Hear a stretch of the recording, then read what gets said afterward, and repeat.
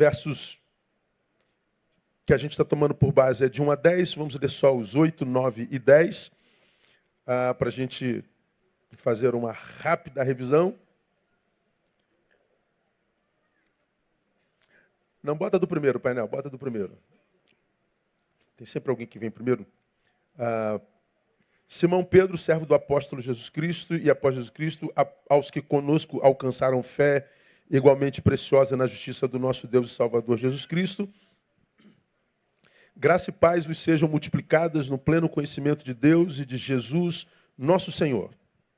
Visto como o seu divino poder nos tem dado tudo o que diz respeito à vida e à piedade, pelo pleno conhecimento daquele que nos chamou por sua própria glória e virtude, pelas quais ele nos tem dado as suas preciosas e grandíssimas promessas, para que por elas vos torneis participantes da natureza divina, havendo escapado da corrupção que pela concupiscência há no mundo. E por isso mesmo vós, empregando toda a diligência, esse é o texto no qual começa e é a base para nós. Empregando toda a diligência, essa é a palavra, acrescentai à vossa fé. Então o texto fala de um acréscimo à fé. Fé é dom de Deus. Nós temos porque Ele nos deu. E ele diz, tem fé, meu filho, você faz parte do povo da fé? Faço, Deus, muito obrigado por isso. Então, acrescente a sua fé. A fé é transcendente, ele está dizendo, acrescente sua fé. A sua fé, virtude. E a virtude, ciência. E a ciência, domínio próprio. Ao domínio próprio, perseverança. E a perseverança, piedade. E a piedade, fraternidade. E a fraternidade, o amor. Por quê? Porque se em vós houver e abundarem essas coisas, elas não vos deixarão ociosos nem frutíferos no pleno conhecimento de nosso Senhor Jesus Cristo. Pois aquele em quem não há essas coisas é cego, vendo somente o que está perto, havendo se esquecido da purificação dos seus antigos pecados. Portanto, irmãos, procurai mais diligentemente fazer firme a vossa vocação e eleição, porque fazendo isto, leia para mim, nunca, jamais tropeçarei. Resumo do resumo. Foi alcançado pela fé? Fui. Não é suficiente. Aqueles em quem não há essas coisas, diz o verso 9, é cego, vendo somente o que está perto. Ou seja, eu tenho fé, mas em mim não há virtude, não há ciência, não há fraternidade, não há amor. Ou seja, o Neil, não acrescento àquilo que Deus me deu. Essas coisas, ele está dizendo, nós somos vencidos pela ociosidade, pela infrutividade e viveremos tropeço constante. Então fala de uma junção do imanente e o transcendente. E ele está dizendo, se houver em mim só o transcendente, não o imanente, as coisas a respeito das quais ela se refere, ela está dizendo, nós somos alcançados pelas três coisas que têm desqualificado a vida de qualquer ser humano. Ociosidade, que nós definimos como? É quando nós nos transformamos no sepulcro das nossas potencialidades, das nossas possibilidades, dos nossos dons e talentos. Ou seja, Deus me deu potencial, Deus me deu dom, Deus me deu talento, mas isso tudo está retido em mim porque a ociosidade, o ócio me pegou. Eu não tenho como desenvolver isso. Então eu sou um cárcere de potencial não desenvolvido. Não tem como não sofrer angústia, sabendo que você poderia estar muito à frente de onde está, desenvolvendo muito mais do que desenvolve, sendo muito melhor do que sabe, pode ser. E por que eu estou assim, pastor, ocioso, não consigo? Falta fé? Não, tem fé, mas não acrescentou essas coisas. Por causa disso, alguns se tornam infrutíferos. Infrutividade é árvore sem fruto. Árvore sem fruto é árvore. Mas árvore que jamais, porque não dá fruto, poderá viver plenitude. Uma macieira existe para dar maçã, uma jaqueira existe para dar jaca, uma mangueira existe para dar manga. Mangueira que não dá manga não tem razão de ser, jaqueira que não dá jaca não tem razão de ser. E a palavra diz que toda árvore em si que não dá fruto é cortada. E tropeços. Nunca, jamais tropeçareis. Fala do quê? De interrupção de processo. Tua vida está desenvolvendo legal, está maneiro, você está bombando, você está feliz. Mas por alguma razão a gente chama de azar, a gente chama de mau infortúnio, a gente diz foi olho grande, foi inveja, foi, sei lá, foi macumba, foi o raio que o pata. O fato é que você foi interrompido. Tu tem que voltar tudo de novo. E você tem um sacrifício danado para recomeçar a vida. Tropeça de novo. Começa de novo, tropeça de novo. O problema é que quando a gente tropeça 1, 2, 3 vezes, a gente desiste de recomeçar. A gente se entrega.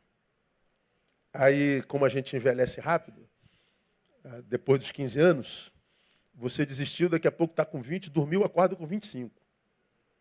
Foi na padaria, comprou pão, voltou para casa, está com 30. Ou não é assim? Acaba de tomar café, 35. Quando você olha para trás, 40. Aí o mercado diz, tu não presta para mais nada, você é idoso. E o que sobra é olhar para trás e ver o que eu não fiz com a minha vida. É terrível. A fé me é dada para jungir o que eu acrescento a ela, para que minha vida não sofra essas 3 coisas. Aí nós começamos a mostrar aos irmãos como é possível fracassar na fé. Isso falei por mais de 1 hora, não é? Aí o segundo estudo, eu mostrei para vocês que é possível fracassar na fé. Mostrei exemplos muitos. Não vou falar deles aqui agora para a gente ganhar tempo.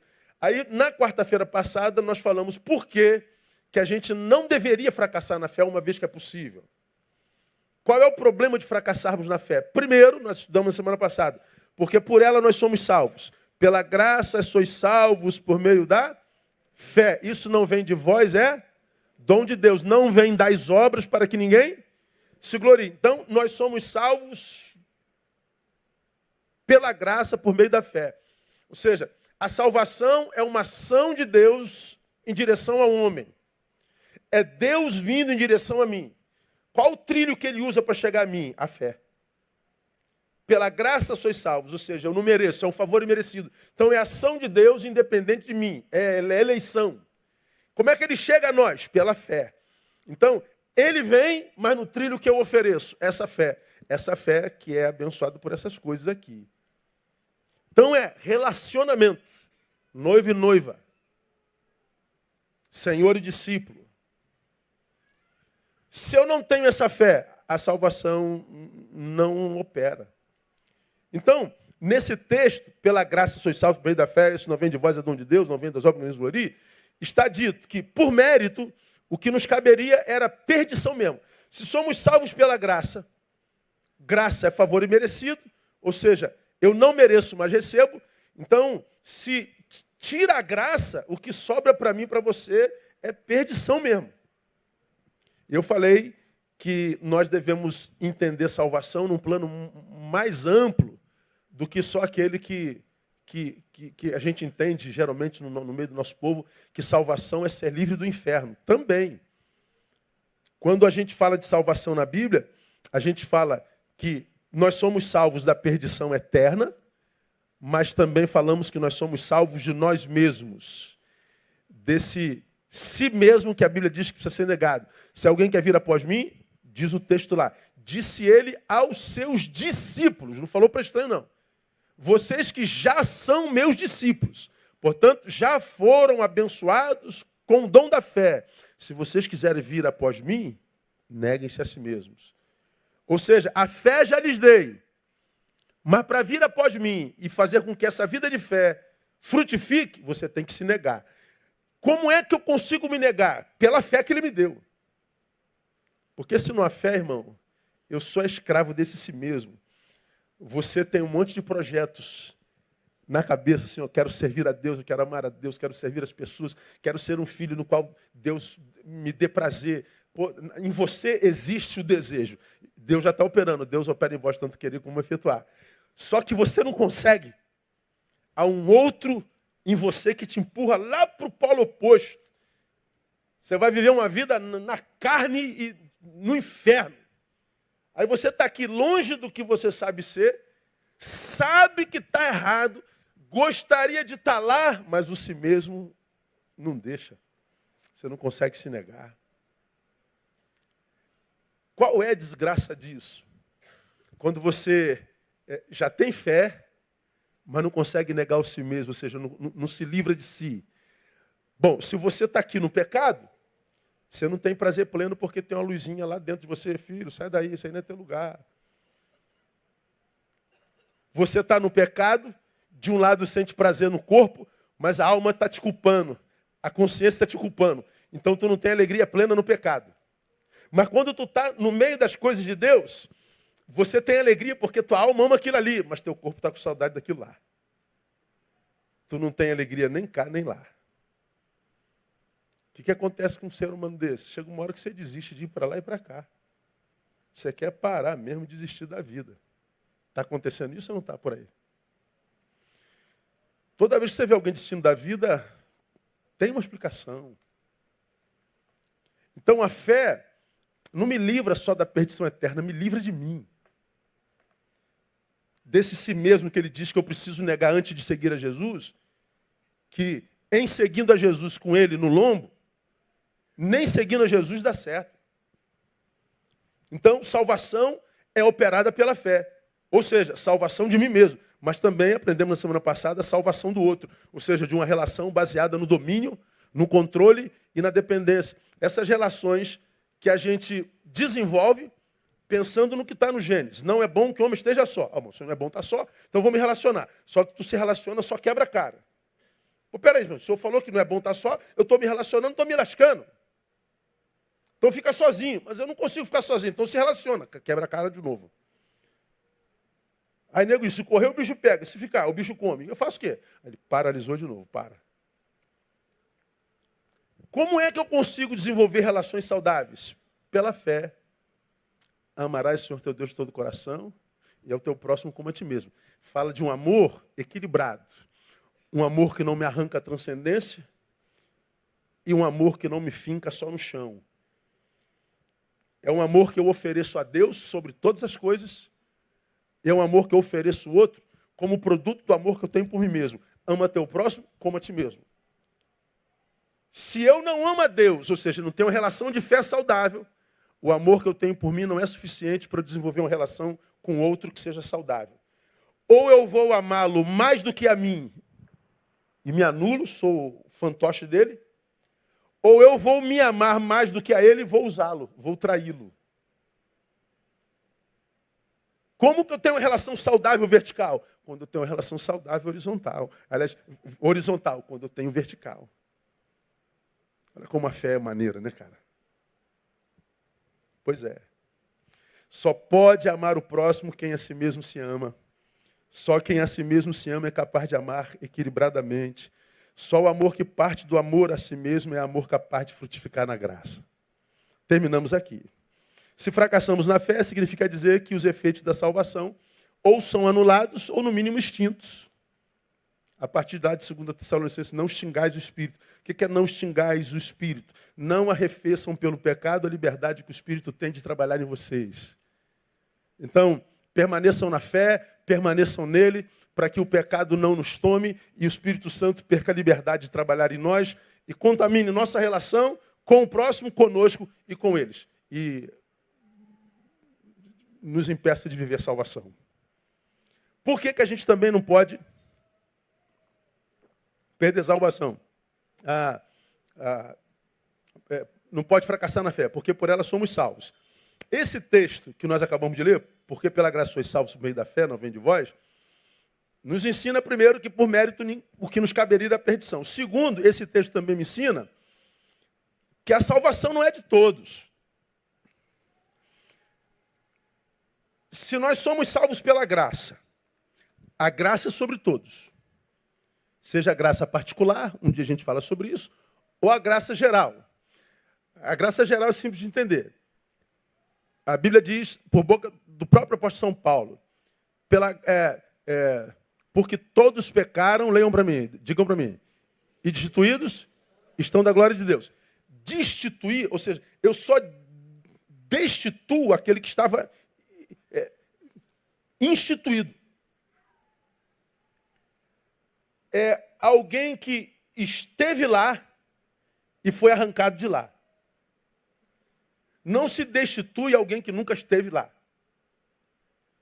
Então, a ideia da palavra é, nós todos estamos em Deus.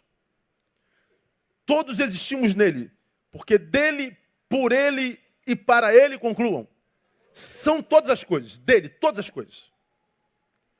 Quando o pecado entra, o que o pecado faz? Nos tira da glória dele.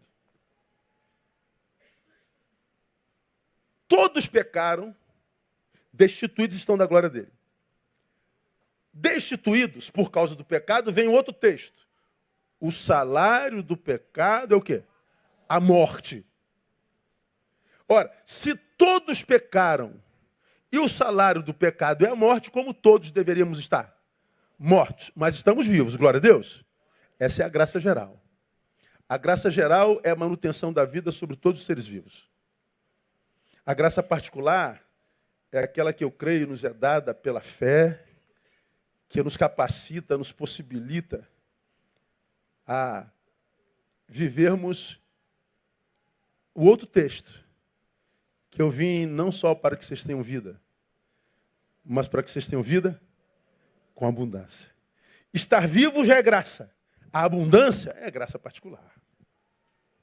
Tem um povo que ele resolveu chamar de seu. Isso é um negócio assim... Rapaz, me emociona, assim. Saber-me, saber como é que eu sou, quem eu sou, e saber que Deus sabe melhor do que eu quem sou eu e ainda assim me eleger. Fala a verdade, irmão. Se tu fosse Deus, conhecendo a tua vida, tu te escolheria? Eu estava lascado, eu me jogava no inferno. Se eu sou Deus, conhecesse o Neil, queima, miserável. Para lá que você vai. Conheço teus pensamentos, seu miserável. Conheço teus podres, mané. Mas não, Deus olha para mim e para você e diz, você não vale nada, mas eu gosto de você, cara. É graça, irmão.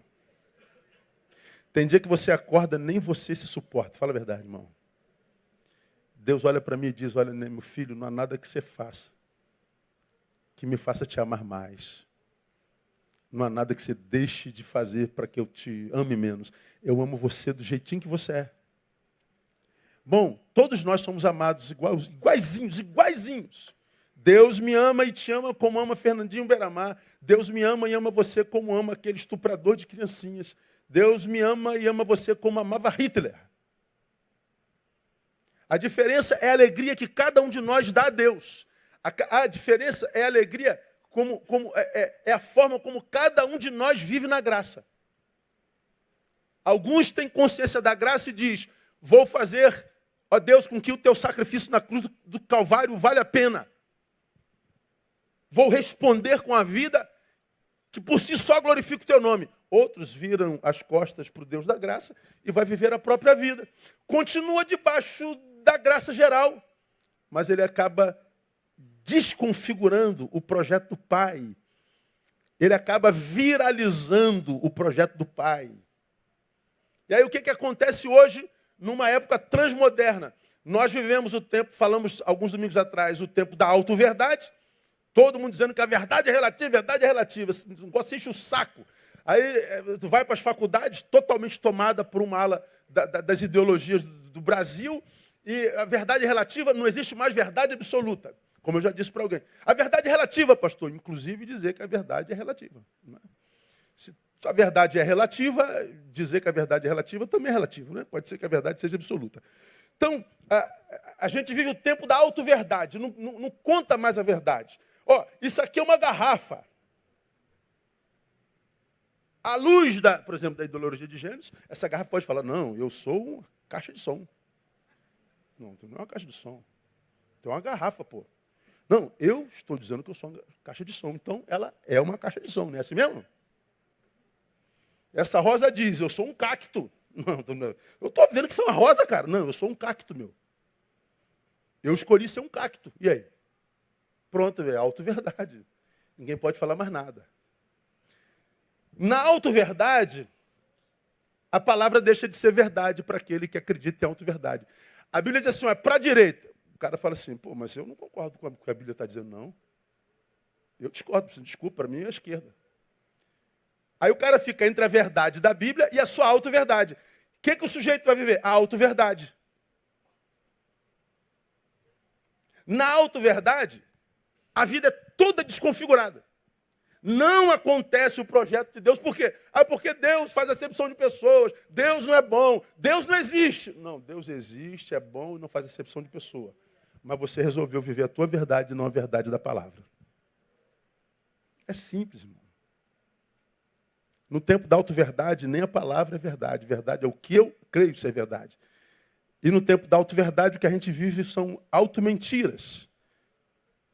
E a gente vive uma mentira. Por isso que nasce exatamente nesse tempo as redes sociais. Porque a gente não consegue o ser o que é em essência, a gente fotografa e joga lá o que a gente gostaria de ser.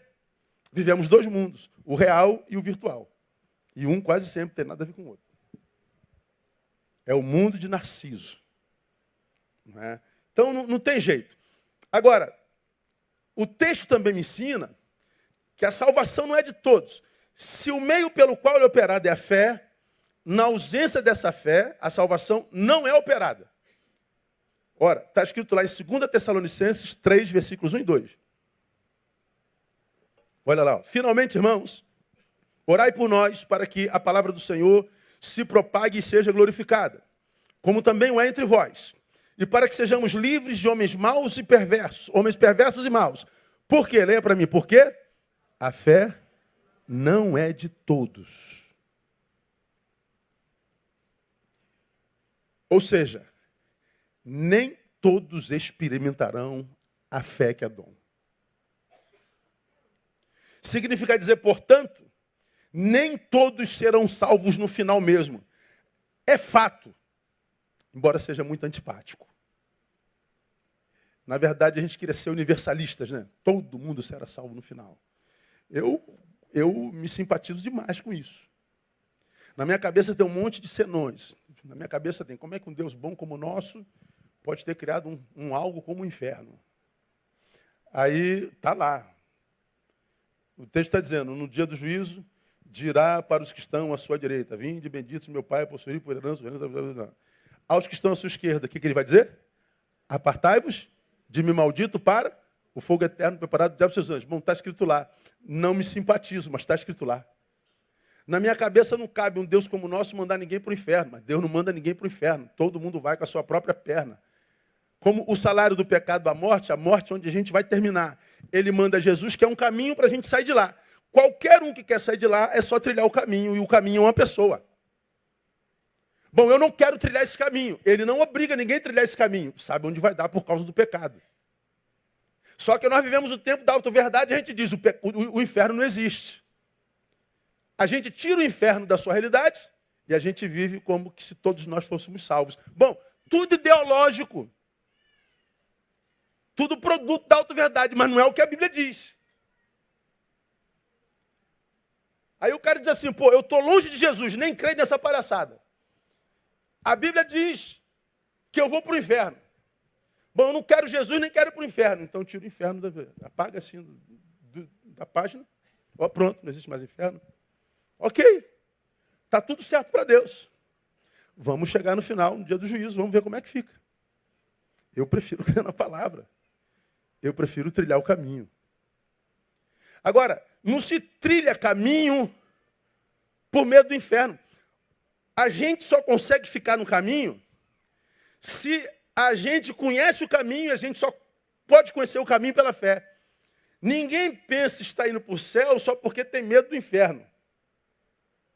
Porque o que nos faz, no caminho, caminhar, é a fé que produz amor pelo caminho, que é Jesus Cristo.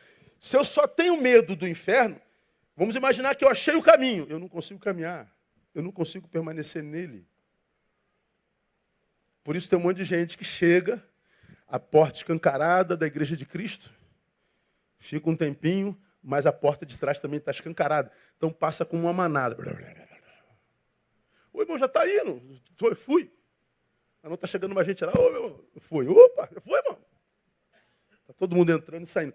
Porque ele acha o caminho, ele simpatiza com as coisas de Deus, ele gosta da palavra, ele gosta do louvor, ele gosta do trabalho, ele gosta do serviço, ele gosta desse novo. Mas ele não consegue se libertar do velho.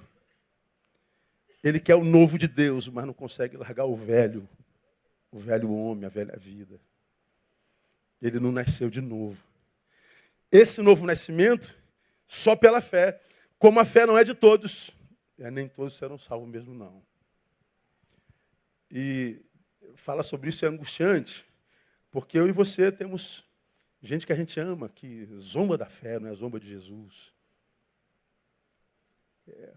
E nós somos brasileiros, a gente às vezes quer dar um jeitinho, vamos dar um jeitinho, encaixar você aqui assim, vai rolar. Mas não é bem assim não.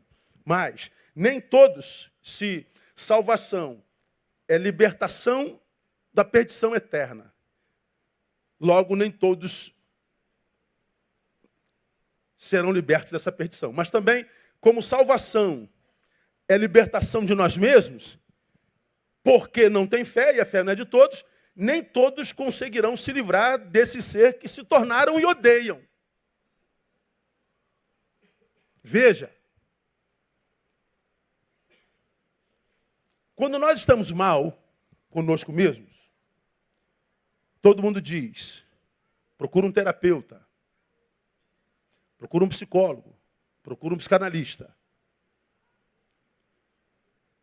O terapeuta, o psicólogo, o psicanalista, eles são absolutamente importantes. Foi a área que profissionalmente eu escolhi para mim. Área de humanas. Além delas, eu sou pastor. Labuto pela vertente espiritual também. Dá para conjugar ambos. Se torna uma ferramenta mais poderosa. Agora, o que acontece quando não se tem fé?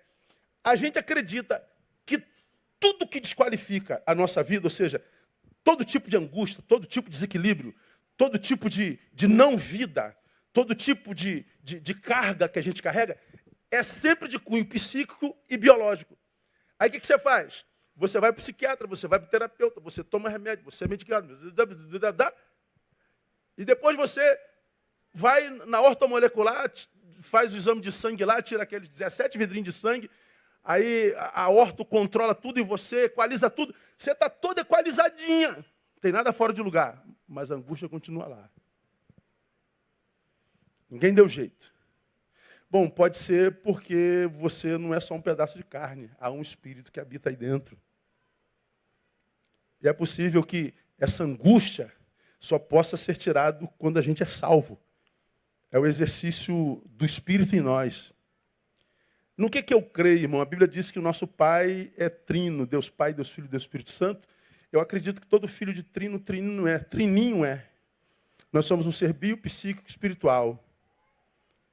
Eu, como ser biológico, eu preciso do pão, preciso da água, preciso do descanso. Como ser psíquico, eu preciso do abraço, eu preciso do senso de pertença, eu preciso do amor, eu preciso do perdão. Como ser espiritual, eu preciso de capacidade para sair disso aqui um pouquinho, desse mundo de 1,85 m. Sair daqui um pouquinho para respirar. Conseguir ir além da matéria, navegar nas asas do Espírito, transcendência, para respirar desse ar poluído que a gente tem entre nós hoje. Só que na auto-verdade, nós vivemos a materialidade plena, e aí os materialistas dizem, esse negócio de transcendência é bobagem. Ele nunca experimentou, mas fala como se fosse o doutor da matéria. Eu acho tão ridículo quando eu vejo um cara que não sabe nada de espiritualidade falando como se fosse o doutor. Aí eu vejo os outrora ateus, por exemplo, os caras que se declararam ateu, estão na mídia, nunca vão dizer que acreditam agora. Aí eles vão mudando a linguagem. Não é? Nós lemos o Karnal ontem, o que ele falou? O Karnal deu uma palavra outro dia, disse assim, Deus tem sentido. Eu acho que Deus tem sentido. Falei,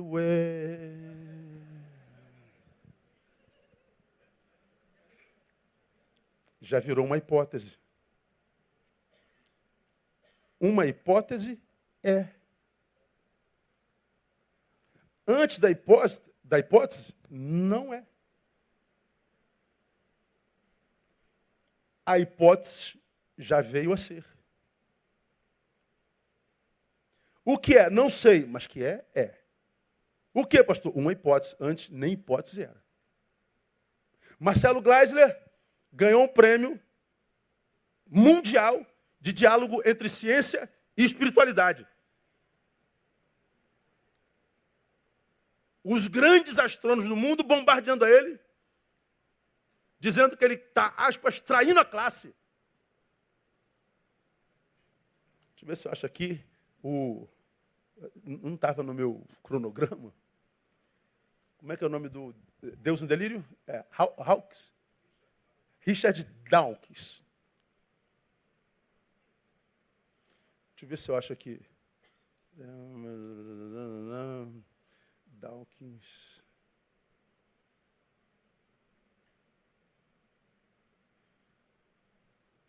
Deixa eu ver se aparece aqui.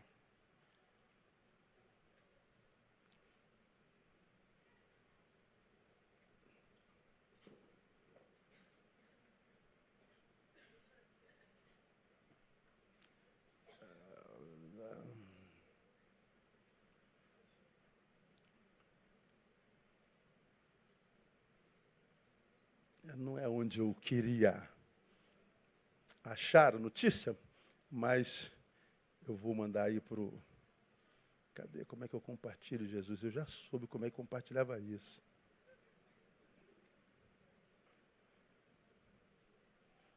Vamos cantar um corinho.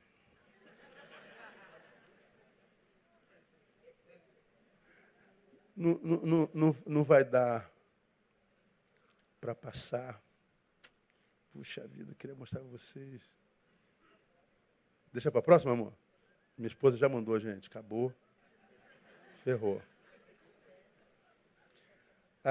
Depois você procura em casa, anota aí. Richard Dawkins, que é o papa do ateísmo, conhecido como dos ateus mais influentes do mundo, diz que não tem certeza de que Deus não existe.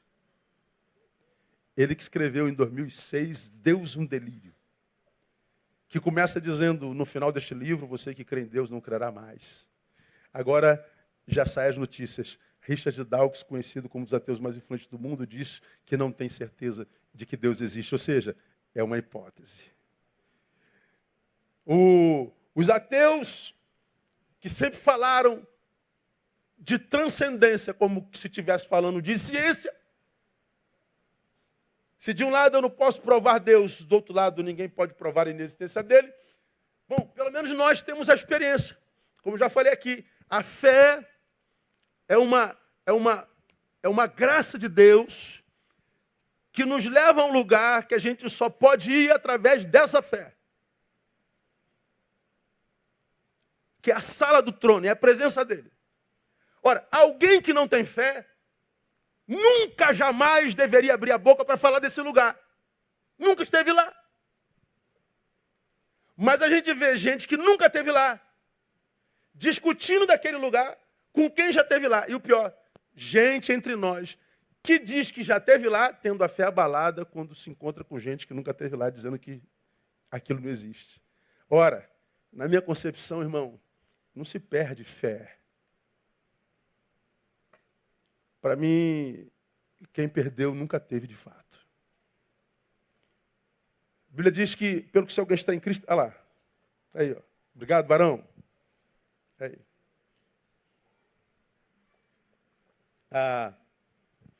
Gospel Prime, Fuxico Gospel. Nada disso é confiável. Depois você acha em outros sites, você vai ver a matéria. Né? Site de Leão Lobo Gospel. Não é confiável, né, irmão? Eu morreria de vergonha se fosse trabalhasse nesse negócio. Só mentira, só fofoca, o negócio...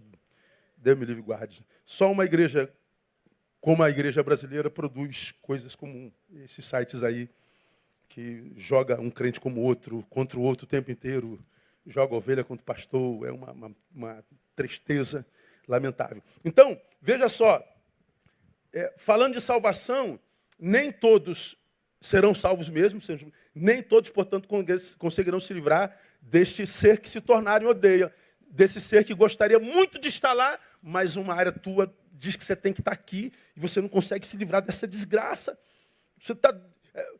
A vontade é uma, mas a prática é outra. A luta entre o bom e o correto. Você quer o correto, mas não consegue abrir mão do bom.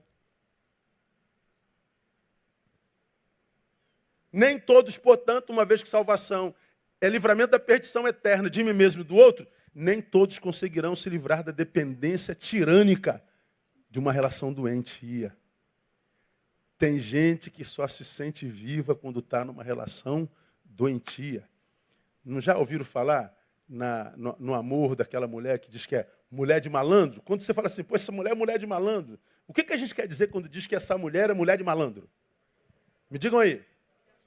Ela gosta de apanhar. Aí você fala assim, pô, essa mulher está apanhando, esse cara já quase matou. E a mulher não vai embora. Por que não vai embora?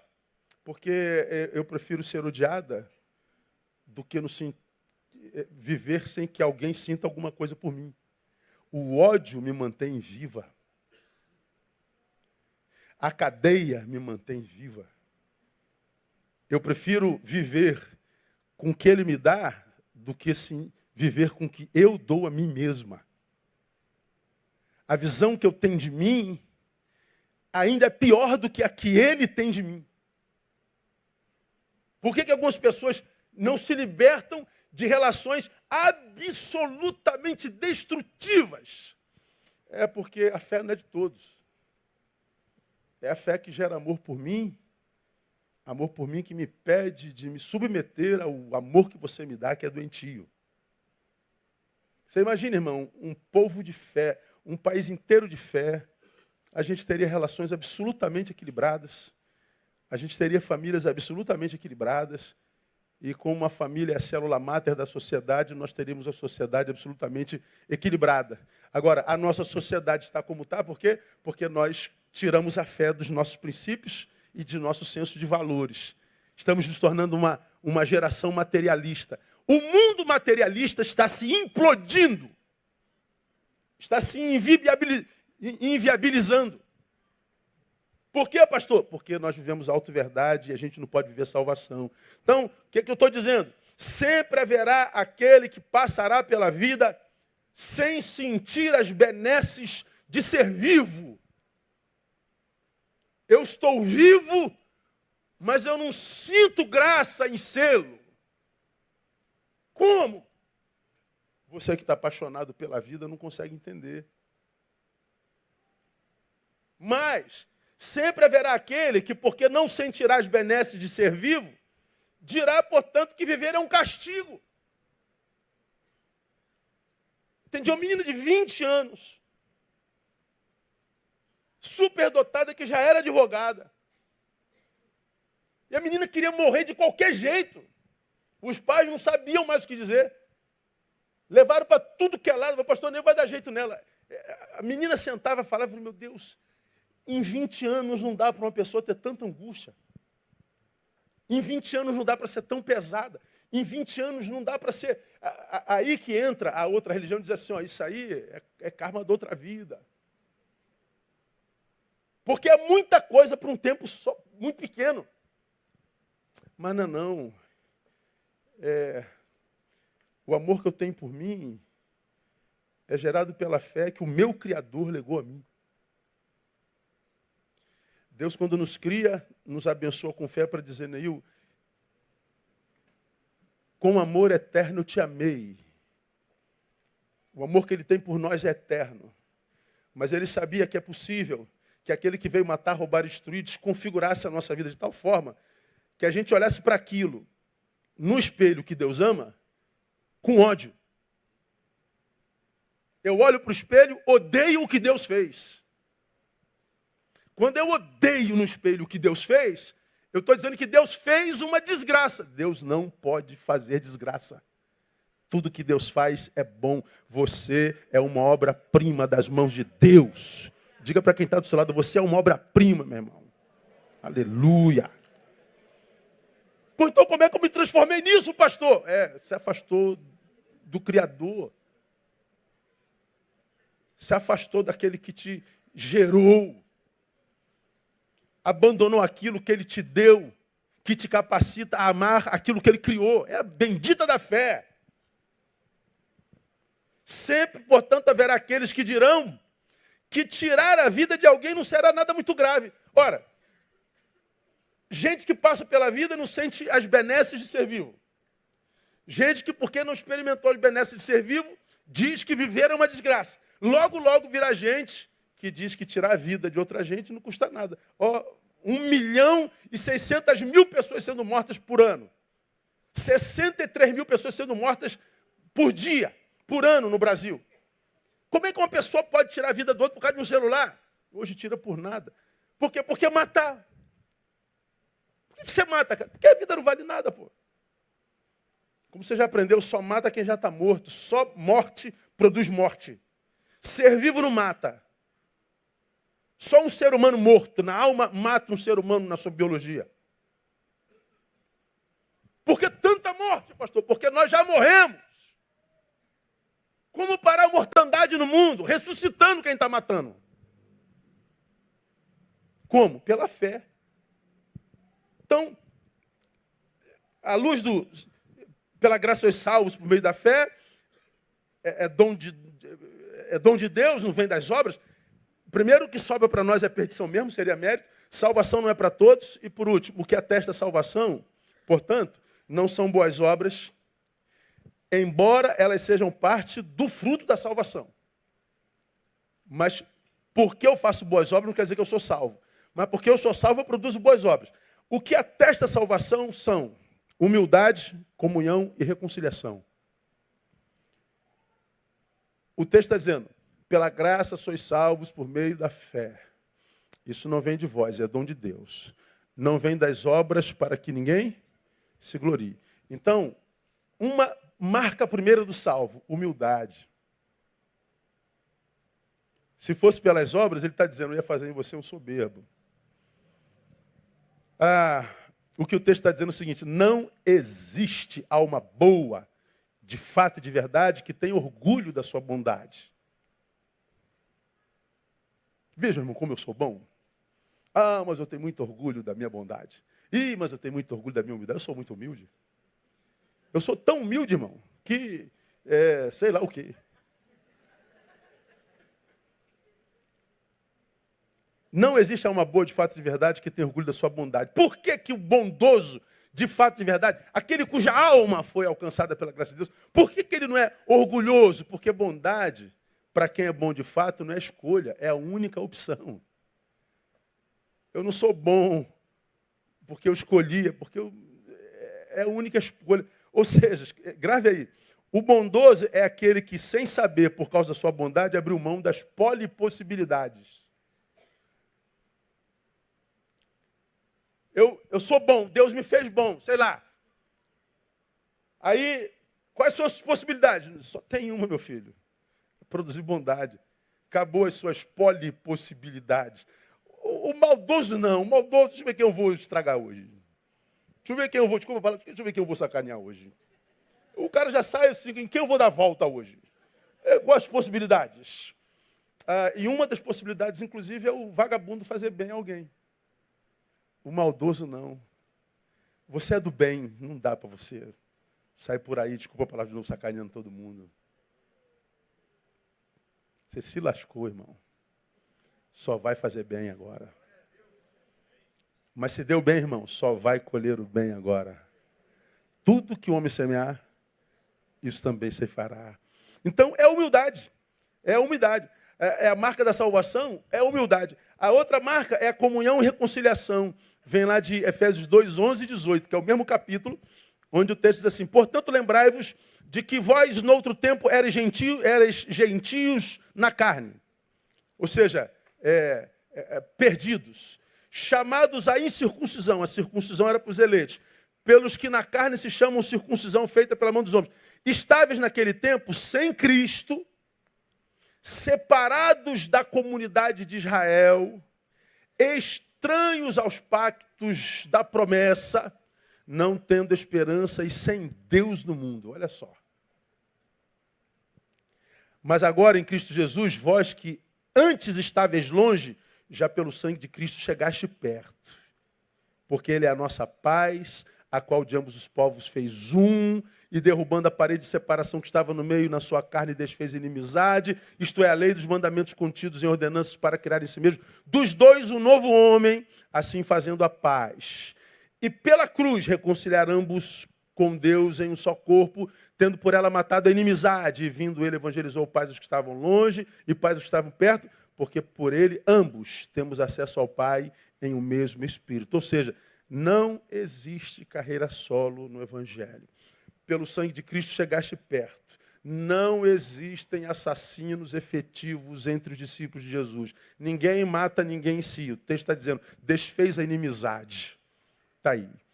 Então, os que estavam longe dele se achegaram aos que estavam perto dele. E ele fez dos que estavam longe e perto um só povo. Então está todo mundo perto.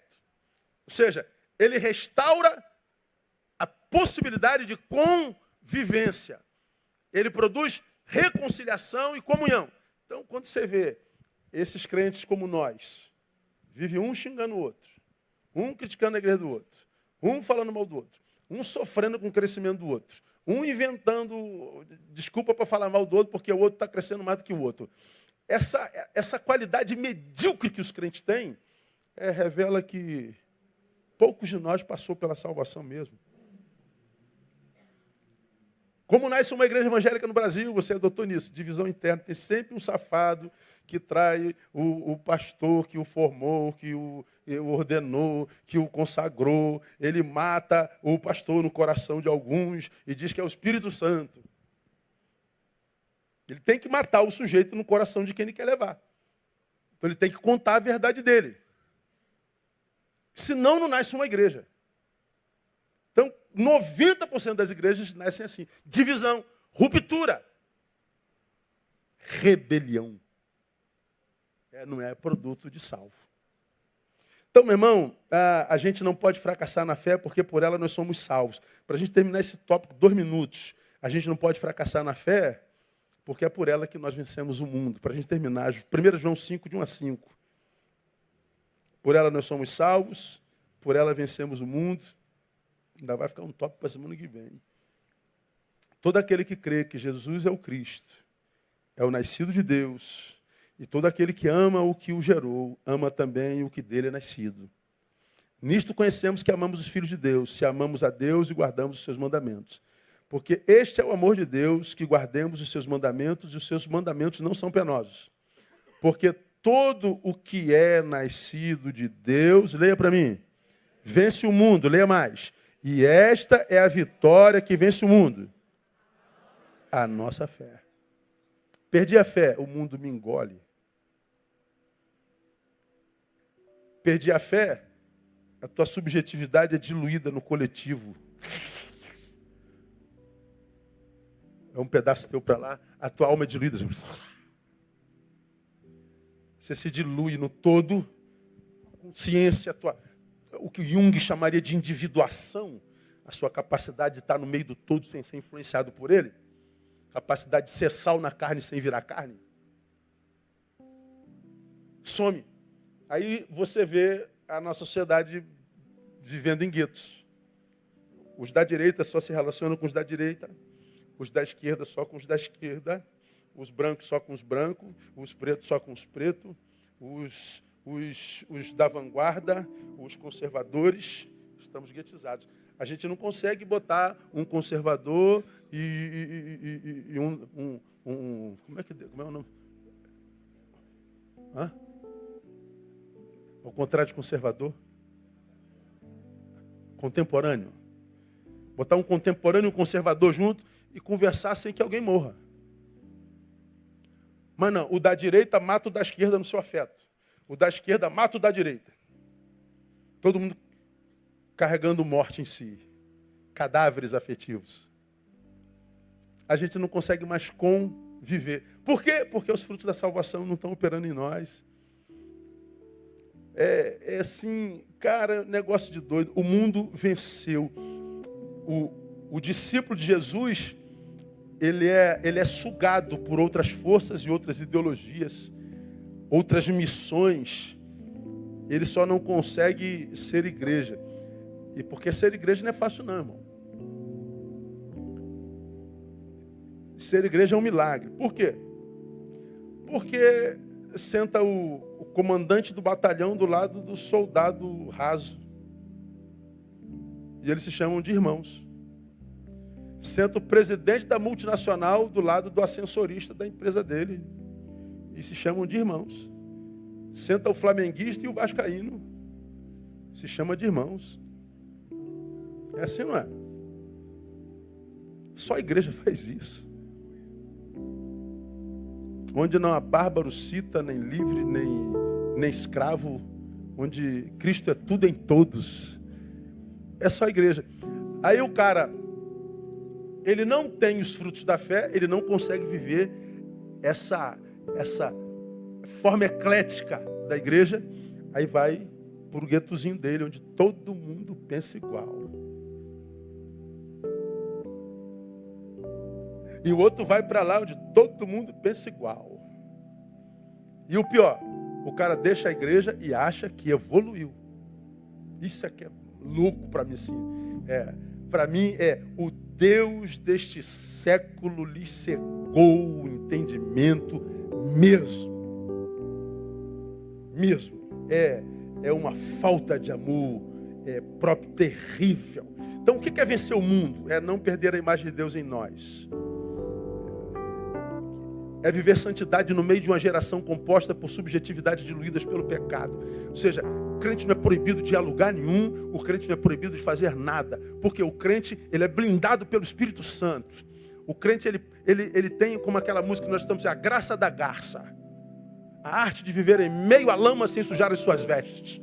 Tu pega aquela garça, está lá no meio da lama, aquela perna comprida, e ela branquinha, no meio da lama. O crente é assim. Agora hoje, o crente que não vive os frutos do Espírito Santo, ele entrou na escola de samba, mestre Sala, irmão. Ele entrou aonde? Entrou no bordel, a menina de programa. Entrou no meio de gente que zomba do evangelho. Se ele não zomba, no mínimo ele fica em silêncio. Ele é crente camalhão, ele toma a forma da ambiência. Você não pode esperar de Deus nada. Então, meu irmão, quando a gente fala de fé, a gente fala de algo que possibilita a vida. E é vida, não é possibilitar a existência. Uma coisa é viver, outra coisa é existir. Tem gente que existe, não vive. A fé me dá graça para ser aquilo que eu sou no coração de Deus, sabe? E saber conscientemente, verdadeiramente, que o que eu sou eu mesmo. Portanto, quando você diz que eu tenho que ser aquilo, para de palhaçada, eu sei quem eu sou. Aí aquele diz, você tem que ser aquilo outro. Pode ser de bobagem. Não, tu tem que ser assim, tu tem que ser assado. Aí você fala assim, gente, vocês estão perdendo tempo, eu já sei quem sou. Agora, quando você não tem essa consciência, aí ele diz isso, vem para lá. Aí o outro diz aquilo, aí tu vem para cá. Então vem para cá. Pô, peraí, filho, isso cansa demais, cara. Resolva aí o que eu sou. Pô, irmão, quando você está nele e a tua identidade está formada, a opinião do outro acabou. Acabou, irmão. A necessidade de aceitação doentia acabou. A necessidade de aplauso acabou, cara. Você se desapega tanto que você tem até medo de si. Não é possível que seja tão desapegado assim, meu Deus do céu. É possível sim. Quando você perde gente, você não sente absolutamente nada, porque você sabe que nunca foi sua. Ninguém é dono de ninguém. Todos que Deus nos dá é graça. Veio para nos enriquecer, nos fazer ascender. Mas se essa relação não é de amor, deixa aí. Ame-se. É muito mais fácil viver assim, sem ser dono e sem ser propriedade. Sem ser o que os outros querem e sendo só o que você é. Com todas as implicações de selo. Aí tu pode ser rejeitado por homens, mas se Deus bater palma para você, irmão, Ele vai dizer, agindo eu, quem impedirá, irmão? Quando você tem coragem de ser o que você é nele, acabou, irmão. Quem se levanta contra ti, se levanta é para cair mesmo. Porque quem peleja por você é Deus. E Ele quer pelejar por nós. Ele nos fez. e chamou-nos de filho. Ele nos fez e disse: com amor eterno te amei, com benignidade te atraí. Então responda esse amor com amor, e você vai ver que o que você é, nesse emaranhado de seres que te habitam, nessa teia de dúvida que você tem a respeito de si mesmo, o que você é emerge de você assim, ó, e você consegue administrar-se. Porque administrar todas as personagens que os outros lançam sobre nós dá trabalho demais. Deus me livre e guarde. Ontem eu estava jantando com a Andréia e a gente conversando sobre um assunto, né? Aí saiu assim de mim, falando de ódio, mágoa e tal. Eu falei: ó, graças a Deus, meu irmão, eu não carrego ninguém em mim. Como assim? Eu não carrego ninguém em mim. Não tem ninguém que morreu, eu carrego dentro de mim. Não tem ódio, não tem mágoa, não tem decepção. Aqui dentro não há nenhum cadáver. Eu não carrego ninguém em mim. Ou seja, em mim só habita eu. Então é leve. Agora, quantos cadáveres você carrega aí dentro, cara? Quanta gente você carrega em memória maldita aí dentro? Quanta gente a gente está carregando nesse mundo e não sabe por que a nossa vida está fétida. Está carregando muito cadáver, muito detrito de gente que passou pela gente e contaminou a gente completamente, a ponto da gente não saber nem mais quem a gente é. O que a fé faz? Faz você emergir desse sepulcro. E Deus te dá a identidade dele, te sela com o teu Espírito Santo e diz: vai em paz, meu filho. A ele a honra e a glória e o louvor. Aplauda ele, vamos ficar em pé. Vamos embora. Pastor Tim, chega aqui, vamos orar aqui por nós. Pastor Tim, a Carol, vem cá, Carol. O Tim mora ali em Danbury, em Connecticut, lá nos Estados Unidos. Pastor, mas é minha ovelha virtual, telefonal, Isabel no Brasil. Tira onda, né? $1, R$4. Então fica tudo baratinho no Brasil. Né? Dê uma oferta em dólar hoje para nós, não. Ainda dá tempo, dá tempo. Prazer ter você aqui, Carol. Bom ter vocês aqui. Vamos orar e depois a gente vai embora. Vamos agradecer a Deus por esse encontro, por essa palavra rica nos nossos corações. Ore comigo. Deus, nós queremos agradecer a Ti. A palavra que sai do meu coração hoje é gratidão por estar nessa casa, sendo abençoado por esse homem de Deus, por essa comunidade, por essa igreja, esse ambiente que aqui está. Obrigado, Pai, por tudo que o Senhor tem feito, por tudo que o Senhor tem colocado em nossos corações. Que nós possamos sair daqui, Pai, para frutificar essa palavra, para fazer valer, para realmente, Senhor, colocar em prática e fazer gerar vida não só em nós, mas nas pessoas ao nosso redor. Continue conosco, com cada um, com cada família que aqui está representada. Nós agradecemos o Teu nome e aplaudimos por tudo que Tu és. Aplauda o Senhor, amém? Dá um abraço.